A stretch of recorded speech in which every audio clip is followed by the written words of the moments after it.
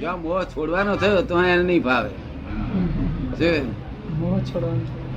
કારણ મોહની નગરી કહેવાય આખી. એટલે એમને અમારે એન્કરેજ કર્યા કરવું પડે. સ્ત્રીઓને એન્કરેજ ના કરીએ તો બેસી જાય તો પાણી. આ જ્ઞાન એમને પૂરું સમજાય નહીં. જેવું છે એમ એક્ઝેક્ટ ના સમજાય. તમને સમજાય એ બધાને ના. પણ આપણે બાહુભાઈ કહે છે કે સ્ત્રીઓ આધ્યાત્મિકમાં તો પુરુષો કરતા ઘણી આગળ વધી ગઈ છે. સ્ત્રીઓ આધ્યાત્મિકમાં પુરુષો કરતા વધારે આગળ નીકળી ગઈ છે એવું નીકળી લાગે. જાય. એ તો લાગે એવું. ખાલી દોડ કરે એમ. કારણ કે બીજા એમના ક્રોધ માન માયા લોભ બધા મોડા હોય. કેવું હોય? ક્રોધ માયા લોભ મોડું હોય. કેવું હોય? એમને મોહનો જથ્થો પાર વગરનો હોય. મોહ ને ભાઈ કપટ. હા, એ વાત મુદ્દાની કહી. એ બે કપટવાળી વાત મુદ્દાની. એ બેને લઈને સ્ત્રી થાય છે. એ બે ગુણને લઈને સ્ત્રી થાય છે. અને પુરુષ ને બે ગુણ વધી જાય, અહંકાર ને ક્રોધ, એટલે મન પુરુષ થાય. અને કપટ ને લોભ બે વધ્યું કે સ્ત્રી થઈ જાય. હવે એટલે પછી એમાં એમનો દોષ નથી. એમના આ પરમાણુ વધ્યા તે પરમાણુ અસર છે. આ તો એટલે અમારે એન્કરેજ કરવી પડે. એમને દાદા યાદ રહે એટલે બહુ બધું જ્ઞાન આવી ગયું. દાદા યાદ રહ્યું બધું જ્ઞાન આવી ગયું. એ સ્ત્રીઓને દે ખરું. હડતો ફરતા દાદા દેખાયા કરે. અમારે એટલું જ. અને હાથે હાથે કરીએ. તમને પુરુષને ડિસ્કસ કરીએ તો જાગ્રત તમે તો ડિસ્કસ કરે તો આગળ ચાલ્યા જવાના. અમને તો એન્કરેજ કરવું પડે.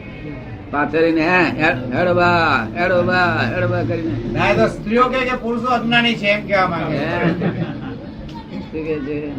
સ્ત્રીઓ કહે છે કે પુરુષો અજ્ઞાની છે. એ છોડ કે એ છેવટે તો સ્ત્રી જાતિ છે ને. જો મોહ અને કપટ એના પરમાણુ વધ્યા કે સ્ત્રી થઈ ગઈ. પણ સ્ત્રીમાં જેટલો ત્યાગ છે એટલો પુરુષોમાં નથી ને. શું કે છે? એ કે છે સ્ત્રીમાં જેટલો ત્યાગ છે એટલો પુરુષોમાં નથી ને. ત્યાગ? હા, એ તો જે પુરુષનામાં જે અમુક હોય તે સ્ત્રીઓ ના હોય. એ તો બધું જુદું જુદું હોય. પુરુષ ને તો એવું છે ને કે એનો જાગ્રત સ્વભાવ એટલે આખો દાડો આમ તન મન થયા જ કરે. અને તમારા નિગ્રહ બેઠા એટલે બધી વાતો ચીતો ચાલે. ઘઉં વેડા કરો. પણ સ્ત્રીઓનો ત્યાગ એ સ્વાર્થી ત્યાગ નહીં. સ્ત્રીઓનો ત્યાગ એ સ્વાર્થી ત્યાગ નહીં. એ કે છે સ્ત્રીઓનો ત્યાગ એ સ્વાર્થી ત્યાગ નહીં કહેવાય. અને સ્વાર્થી ને નિસ્વાર્થ એવું કશું હતું જ નથી. સહજ છે. કેવું છે? સહજ સ્વાભાવિક છે. સમજ પડી ને? સ્વાભાવિક છે. એટલે એમનો સ્વાર્થી નથી ને નિસ્વાર્થી નથી. સમજ પડે ને? એવું તેવું નથી. સ્વાર્થી તો આખું જગતે છે. આખું જગતે સ્વાર્થી એટલે શું કે જ્યાં પોતે સ્વાર્થ છે નહીં ત્યાં સ્વાર્થ માની બેઠો છે. તમને સમજ પડી ને? જ્યાં સ્વાર્થ નથી ત્યાં સ્વાર્થ માની બેઠો છે. આ તો પરાર્થ છે, સ્વાર્થ નથી. પરાર્થ, પરમાર્થે નહીં, સ્વાર્થે નહીં, પરાર્થ એટલે પારકા માટે મરી પડવું. તો શું કરવું જોઈએ એ લોકોએ? હે, એને માટે શું કરવું તો એ જોઈએ? લોકોએ શું કરવું જોઈએ એને માટે? શું કરવું? આ જે કરવું તો આ પારકા કરવા કરી મરી મઠે નહીં. એનું ફળ શું આવે છે કે ભગવાન કે છે કે ભાઈ ગમે તે છોકરાના નામ પર પણ મારી પાછળ જ એને બધી સેવા કરી છે ને કે છે. એટલે પણ ભગવાન કે છે તમે જમે થાય છે એ રીતે. એટલે એનું ખાવા પીવાનું બીજું બધું ધણી બણી સારો મળે, મકાન મળે, બંગલો મળે, બધું મળે ને. આ ભૌતિક સુખો મળ્યા કરે. પણ આ જ્ઞાની પુરુષ મળે ત્યાર પછી જો એમના દાદા ધ્યાનમાં આવી ગયા તો મોક્ષ થઈ જાય. એમાં જરા મોડો થાય. બે ચાર અવતાર પછી થાય પણ એમનો મોક્ષ થઈ જાય. પણ આજ અવતારમાં મોક્ષ લેવો હોય તો શું કરવું? તો હે, આ અવતારમાં જ મોક્ષ લેવો હોય તો શું કરવું? હે, આ અવતારમાં જ મોક્ષ લેવો હોય તો શું કરવું? ના, આ અવતારમાં તો મોક્ષ મેળવો એ અહીં જનક રાજા જેવી મુક્તિ થાય છે. જનક રાજા જેવી સમજ ને? એટલે અહીં મુક્તિ થાય આપડી. પણ આ ફાઇલો નિકાલ પૂરો થયો નથી. ફાઇલો એટલી બધી છે સમજ ને? નિકાલ કરીએ તો કાચું રહેશે. એટલે એક અવતાર જોઈએ સંપૂર્ણ નિકાલ કરવાનો. તમે સમજો ને? આ ફાઇલો નો નિકાલ બધો થવો જોઈએ ને. ના, મુશ્કેલી છે ફાઇલો નિકાલ કરવો. તમને સમજાય ને ફાઇલો નિકાલ કરવાનો? એ પૂરું થાય એવું નથી. આપણી ફાઇલો એટલી બધી છે અને એવી ચીકણી છે, જો આપણે કોક માણસ અહીં થૂક્યો હોય ને તે એવું ચીકણું હોય કે આપણે ધોધો કરીએ તો ના જાય. સ્ત્રીઓ સારું છે એમને, દાદા બહુ યાદ રહે એટલે બહુ એમનું કલ્યાણ થઈ જવાનું. હેડતા હડતા ફરતા દાદા દેખાયા કરે, ખાતા પીતા દાદા દેખાયા કરે. અને સપના શું આવે? તમને સપના ના આવે. અમે પાછળ રહી જવાના તો પછી અમે પાછળ રહી જવાના. તો કે છે અમે પાછળ રહી જવાના. પાસે રહી ના જાવ, પાછી જાગૃતિ બહુ ને. પણ તમે અમને આગળ રાખો તો એમને ખોટું ના લાગે. નહીં, જાગૃતિ બહુ ને તમને.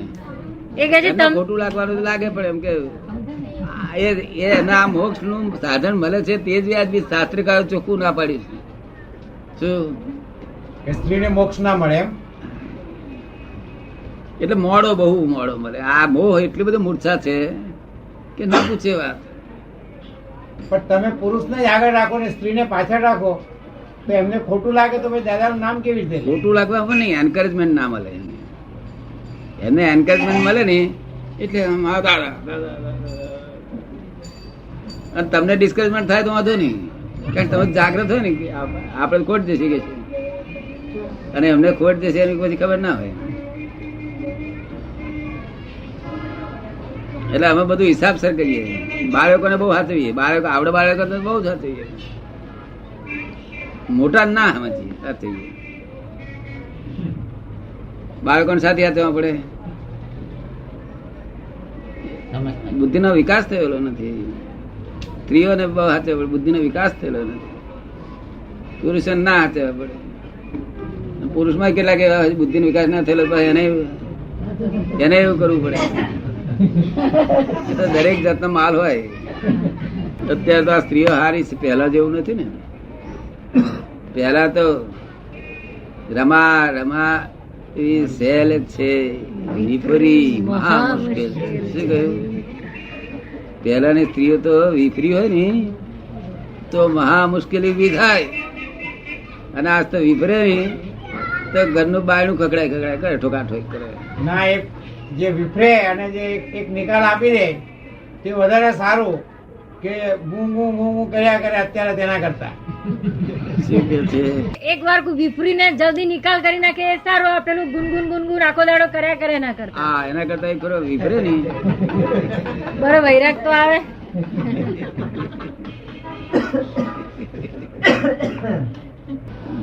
ગાડીમાં જવાનું હોય ને મુસાફરીમાં, તો અમે સીટ ઉપર 4 સ્ત્રીઓ બેઠી હોય તેમાં તોય જગ્યા ના હોય, અને આ બાજુ 7 પુરુષો બેઠા તોય થોડી જગ્યા હોય, તોય 8માં બેહવાર માટે જગ્યા કરી આવે. પેલી 4 સીટો જગ્યા વેગ્યા દેખો નહીં, રામ તારી ભાઈ.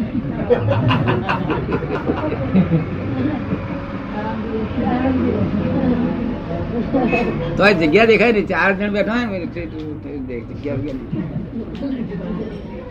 પુરુષ તો જાગ્રત એટલે હા સંકોચી ને બેસે, બીજાને અડચણ થશે, બીજાને અડચણ થશે, બીજાને અડચણ થશે. અમને એવું તો વિચાર જ ના આવે ને, પછી પહોંચગડ જ નહીં ને. વિચાર આવે તો પહોંચગડ થશે. ઊંધા આવે. દાદા, જાગ્રત હોય એને જલ્દી મોક્ષ મળે કે સાહજિક હોય એને જલ્દી મોક્ષ? શું કે છે? જાગ્રત હોય એને જલ્દી મોક્ષ મળે કે સાહજિક હોય એને? એવું છે ને, સાહજિક માંથી જાગ્રત તો થવું જ પડશે ને. જાગ્રત થયા પછી સાહજિક થવાનું છે. કેવું? આ સાહજિક જાગ્રત થતા પહેલાનું છે. કેવું છે તમે સમજ પડે ને. અને તે સાહજિક કેવું જોઈએ, કેવું સાહજિકતા જોઈએ? ફોરેન વાળા હોય છે ને એવું જ. આ ફોરેન વાળા સાહજિક કહેવાય. આપણી ગાયો ભેંસો જેટલી સાહજિક છે ને એટલા જ એ સાહજિક.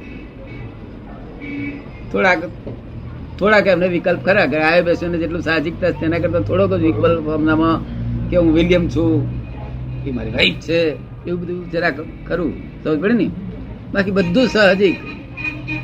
એને છે તે 18 વર્ષનો બાબો થયો, આપણને મોક્ષ માર્ગે બી લઈ જાય ને અંતરાય બી ઉભા કરે.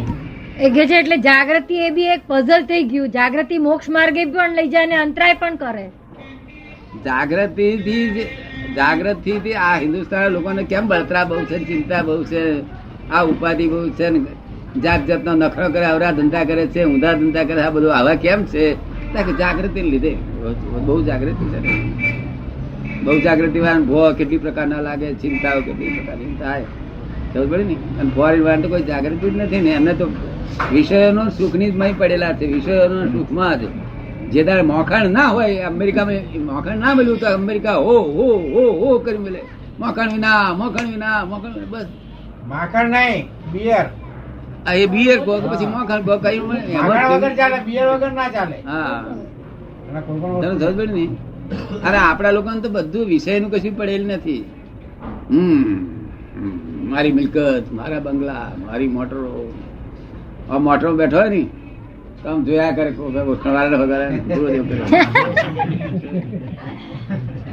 ચક્કર પહોંચરો ના રે. અને ફોરેન વાર એવું કેવું ના હોય બિચારાને. આ તો બહુ જાગૃત લોકો, તેથી દુઃખી છે ને બધા. દુઃખ તેનું છે, આપણે કશું દુઃખ નથી. જો મેં જાગૃતિનું લેમ્પ મેં ઉડાડી મેળ્યું તો કશું દુઃખ નથી મને. એ બુદ્ધિનું લેમ્પ જ આખું ઉડાડી મેળ્યું, અબૂત થઈને બેઠો, કશું પહોંચ ગયો જ નહીં ને. હવે ડિરેક્ટ લાઈટ પાર વગરનું છે. જાગૃતિ બુદ્ધિમાં છે. એનો અર્થ એવો ખરો કે આ જાનવર એ લોકોને આપણા કરતા મોક્ષ વહેલો મળે. શું કે છે? એટલે આ જાનવર છે એને આપણા કરતા વહેલો મોક્ષ મળે એવું ખરું? એને કઈથી મોક્ષ વિચારને? જાગૃતિ એનામાં નહીં ને. ના, એવું છે ને. એ બધા જાગૃતિમાં આયા પછી સંપૂર્ણ જાગૃતિ થયા પછી એને ચિંતાઓ ઉપાધિ થશે. ત્યાર પછી મનમાં એ નક્કી કરશે કે આ બંગલા હોય, મોટરો, ગાડીઓ હોય તો કે છે બધું અહીં કઈ સુખ નથી કે છે. બહુ જાગૃત ટોચ પર નહીં, અહીં આમાં સુખ નહીં લાગે ત્યારે એ નક્કી કરશે કે આ મોક્ષ જવું છે. હવે તો કાયમનું સુખ ક્યાં મળે? આ સુખ એ સુખ નથી એવું એને ખાતરી થઈ જાય ત્યારે મોક્ષની પહોંચગઢ કરે. સમજ પડે ને? એટલે આપણા હિન્દુસ્તાનના લોકોને જ હું સમજણ પાડું કે ભાઈ સુખ આમાં નથી. સુખ જેટલી બુદ્ધિ આ બાજુ આ પલ્લામાં જેટલી બુદ્ધિ હોય, જેટલી વધે બુદ્ધિ 5 રતલ હતી તે 30મે વર્ષે 30 રતલ થાય. તારે આ બાજુ બળતરા 5 રતલ હતી તેને બધે 30 રતલ બળતરા શરૂ થઈ જાય. જેટલી બુદ્ધિ એટલો બળ આપો. સમજ પડે ને? બુદ્ધિ વધતી જાય તેમ બળ આપો વધતો જાય. તો બુદ્ધિ વધારવી નહીં. બળાપો ઓછો કરવા માટે બુદ્ધિ ના વધે તો બળાપો ના વધે. પણ આ તમે કોંટો સમજ્યા? કોંટો આ બાજુ બુદ્ધિ જેમ જેમ વધતી જાય એમ બળાપો વધતો જાય. શું તમે સમજ પડે ને? પણ બળાપો ન વધારવા માટે બુદ્ધિ ન વધારીએ તો સારું ને. ના, એવું કશું દાડો વધે નહીં ને. એ તો બુદ્ધિ વધ્યા કરવાની, બળાપો થયા કરો. તો પછી એનો એવું ચાલે એવું ને, ચાલે એવું નથી. તો એની દવા શું? હે? એની દવા તો પછી એની દવા શું એમ પૂછે? ના, બળાપો વધ્યો એટલે નક્કી કરે કે હવે આ કઈ આમાં કઈ બહિરા છોકરામાં કઈ સુખ છે નહીં. સુખમય આત્મામાં જ હોવું જોઈએ. હવે કાયમ નું સુખ જોઈએ. આવું સુખ આપણને ગમતું નથી. આ તો બધા ટેમ્પરરી એડજસ્ટમેન્ટ પછી સમજાઈ જાય ને. એ ફોરેન વાળા એવું ના સમજાય કે આ ટેમ્પરરી એડજસ્ટમેન્ટ છે. શું છે? તમે સમજે ને?